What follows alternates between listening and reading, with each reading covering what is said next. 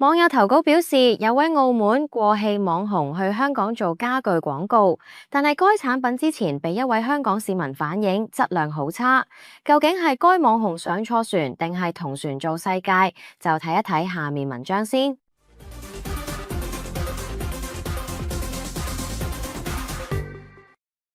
故事係老人家同佢哋嘅仔，因家中家具老化，想購置一張新梳化，卻發生貨不對版問題。佢哋去到鋪頭睇中一張梳化，但係被告知只有3座，若果要選購2座，只有陳列品。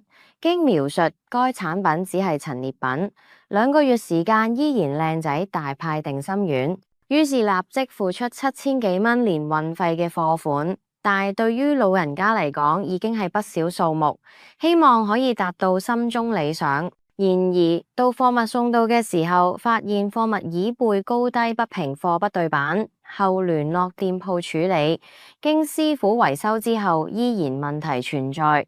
購買嘅時候，經理表示若果唔滿意，可以退返相關嘅費用。但最後得到嘅係功能冇問題，唔能夠退回，令到顧客非常之失望。